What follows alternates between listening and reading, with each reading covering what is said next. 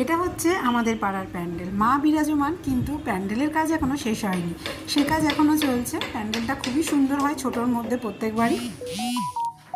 আজকে বেরিয়ে পুরো পুজোর স্ন্যাক্সটাকে তুলে নিয়েছি, কারণ বাড়িতে থাকা মানেই বাঙালি, বুঝতেই পারছেন, সারাক্ষণই মুখ চলার একটা ব্যাপার থাকে।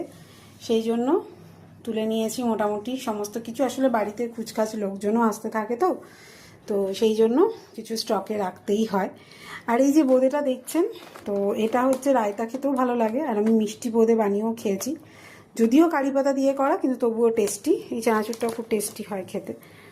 তো এইগুলো সমস্ত এনেছি। আর এটা তো রিলায়েন্সে একটার সঙ্গে একটা ফ্রি থাকে, আপনারা যারা রিলায়েন্সে যান তো তারা জানেন, গেলে আমরা এটা আনি, খুবই ভালো লাগে খেতে চা কফির সাথে। আর এই বাস্কিন রবিন্সের আইসক্রিমটাতে প্রচুর অফার ছিল, 50% অফ ছিল, একটার সঙ্গে একটা ফ্রি, সেই জন্য নিয়ে নিলাম। ওই যে বললাম খুচখাচ লোকজন আমাদের বাড়িতে আসতেই থাকে পুজোতে, তো তার জন্য কিছু স্টক তো রাখতেই হয়। আজ বানিয়েছিলাম চিংড়ি পাতুরি, তো তার জন্য এখানে লাউ পাতা ছিল, এটা আমার মাদের গাছের লাউ পাতা, ভীষণই টাটকা, সেই জন্য ভাবলাম বানিয়ে নিই। চিংড়িও ছিল। তো সমস্ত প্রিপারেশান যা হয় পাতুরি, সর্ষে, পোস্ত, নারকেল কোড়া, কাঁচা তেল, কাঁচা লঙ্কা সমস্ত দিয়ে বেটে চিংড়ি মাছটাকে ম্যারিনেট করে এবার লাউ পাতায় দিয়ে কাঁচা তেল দিয়ে এটাকে র্যাপ করে এবার এটাকে ফ্রাই করতে হবে। ফ্রাই মানে কি, কোনো তেল ছাড়াই ভাপে জাস্ট বসিয়ে দিতে হবে। এই 15 মিনিটের মধ্যে এটা কিন্তু কমপ্লিট।